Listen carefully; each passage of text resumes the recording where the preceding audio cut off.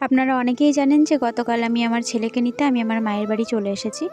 তো গতকালই আমার ফিরে যাওয়ার কথা ছিল, কিন্তু গতকাল আমি আর বাড়ি যাইনি, কারণ মা বারবার করে বারণ করছিল যেতে হবে না, আর আমারও মনটা চাইছিল না যে আমি বাড়ি যাই। তো সেই কারণে সেদিন রাতটা থেকে গেলাম।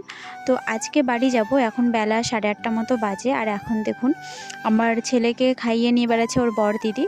তো যাই হোক, বড় মেয়ে খাইয়ে নিয়ে বেড়াচ্ছে, আর আমার ছেলে এক গাছের ফুল তুলে আর এক গাছে দিয়ে দিচ্ছে। তো আমার ছেলের খাওয়া দাওয়া হয়ে গেলে আমিও খাওয়া দাওয়া করে রেডি হয়ে বেরিয়ে পড়বো, বেশি বেলা করব না।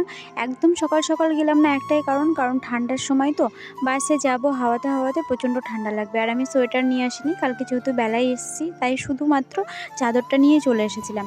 তো সেই জন্য ভাবলাম একটু রৌদ্রটা উঠলে তবেই যাব। আর আজকে একদম সকাল সকাল উঠে দেখছি চারিদিকে একদম ধোঁয়াকার হয়ে আছে কুয়াশাতে। তো যাই হোক, তার মধ্যেই উঠলাম, উঠে একটু ঘরের মধ্যেই বসেছিলাম, বাইরে বেরোয়নি। মা বলল এখন বাইরে বেরোতে হবে না, ঠান্ডা লেগে যাবে। সেই জন্য আমি আর আমার ছেলে দুজনে মিলে ক্যাথার মধ্যেই শুয়ে শুয়ে গল্প করছিলাম দুজন মিলে। আর আমার ছেলে জানেন তো, একবার দিদার বাড়ি আসলে আরও বাড়ি ফিরে যেতে চায় না, ভীষণ জ্বালাতন করে।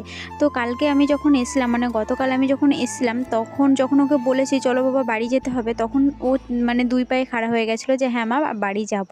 কিন্তু আজকে সকালবেলায় জানি না কী হয়েছে, পুরো মত পাল্টে গেছে, এখন আর ও বাড়ি যেতে চাইছে না। তো যাই হোক, যেভাবে হোক ওকে বুঝিয়ে বাজিয়ে নিয়ে যেতে হবে। আর এই দেখুন রাজা কীরকম ছুটে ছুটে বেড়াচ্ছে।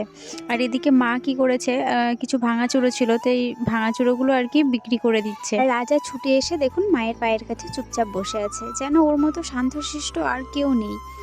তো আমি কোলে নেওয়ার জন্য অনেকক্ষণ থেকে বাগাচ্ছি, কিন্তু আমার কোলেই আসছে না। দেখুন যাও বা একটু কোলে নিয়েছে, আর নামবে বলে কীরকম লাগিয়েছে কোলের মধ্যে, তো নামিয়েই দিলাম মুখে শেষমেশ, কারণ কোলে থাকলো না।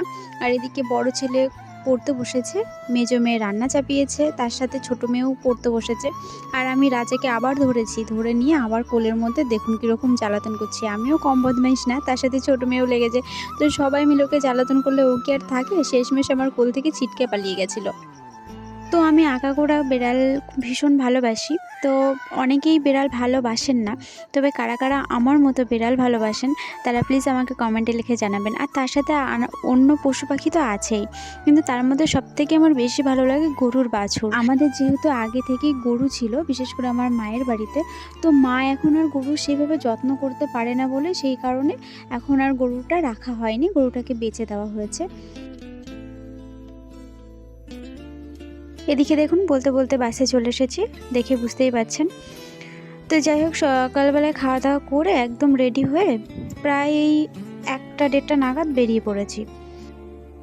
আর এদিকে বাড়ি আসার সাথে সাথে আমার হাজব্যান্ড আমাকে বলছে দেখো শিগগিরই ছাদের উপরে গিয়ে গোলাপ ফুলের গাছগুলো সমস্ত হনুমানে খেয়ে নিয়েছে। আমি এসে দেখছি হ্যাঁ সত্যিই তাই। আমি এর আগের ব্লগে আপনাদের বলেছিলাম যে আমিও অপেক্ষায় আছি যে কবে আবার হনুমান এসে আমার এই গোলাপ গাছগুলোকে মুড়িয়ে খেয়ে নেবে। তো এবছরে ফুল পেলামই না।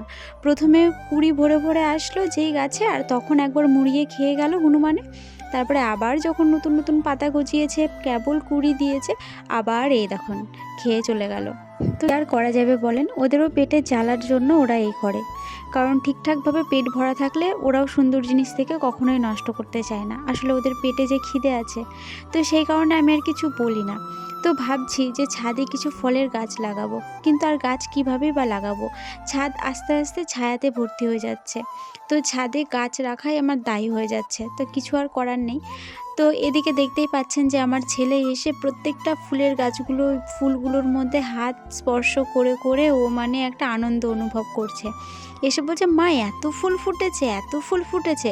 অ্যাকচুয়ালি ও যখন যায় আমার মায়ের বাড়িতে তখন কিন্তু এত ফুল ফুটেছিল না, তখন গাছ আলো করে তখন কুড়ি এসেছিল, আর দুই একটা ফুল একটা ফুটেছে কি আর একটা ফোটেনি। তো এরকম অবস্থায় ও বাড়ি থেকে চলে যায় মায়ের বাড়িতে আমার। তো তারপরে এখন ঘুরে এসে যখন এত ফুল দেখেছে, ও আনন্দে প্রত্যেকটা ফুল হাত দিয়ে দিয়ে নাড়িয়ে নাড়িয়ে দেখছে। তো দেখে প্রচণ্ড আনন্দ অনুভব করছে। আসলে আমি এত গাছ ভালোবাসি, তো আমার মতোই কিছুটা গেছে ও গাছ ভীষণ ভালোবাসে জানেন তো। আমার ছেলে কিন্তু ছোটোবেলা থেকে কখনো ওকে দেখিনি যে অন্য বাচ্চাদের মতো গাছের উপরে অ্যাটাক করা বা গাছের পাতা ছেঁড়া বা ফুল ছিঁড়ে ফেলা। তো ছোটোবেলা থেকেই ও যখন থেকে হামাগুড়ি দেয় তখন থেকে ওকে ছাদের উপরে এনে বসিয়ে দিতাম, তারপর আমরা হয়তো খেয়ালে রাখতাম, কিন্তু কখনো দেখিনি ওকে গাছের পাতা ছেঁড়া বা ফুল ছেঁড়া। কারণ ও জানে যে মা যদি ফুল যদি আমি ছিঁড়ি তাহলে মা কষ্ট পাবে।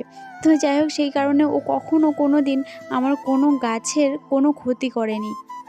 তবে জানেন তো, মাঝে, মাঝে না আমার ছেলে আমাকে, যখন আমি গাছপালা লাগাই তখন আমার ছেলে আমাকে সাহায্য করার চেষ্টা করে। যদিও বা পারে না, এখনো ওর সেইরকম সাহায্য করার মতো বয়স হয়নি।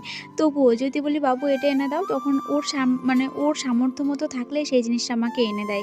গাছের টবগুলো মাটি তুলে, তুলে দেয়। ছোট, ছোট হাতে অল্প, অল্প করে মাটি টবের ভিতরে দেয়। গাছগুলোতে জল দিয়ে দেয়। তো যাই হোক, এইগুলো দেখে আমার ভীষণ ভালো লাগে। তো আমি তো বাড়ি এসে দেখছি যে গাছের পাতাগুলো পুরো নুয়ে, নুয়ে গেছে জল বিনে। তো তাড়াতাড়ি করে দুটো খাওয়া-দাওয়া করে ছাদে এসে গাছগুলোয় জলটা আপাতত দিয়ে নিলাম। কারণ জল না দিলে আরেকটু পরে আরও বেশি নেতিয়ে যাবে। তো বন্ধুরা, আজকের মতো ভিডিও এইটুকুই। দেখা হচ্ছে নেক্সট ব্লগে। টাটা।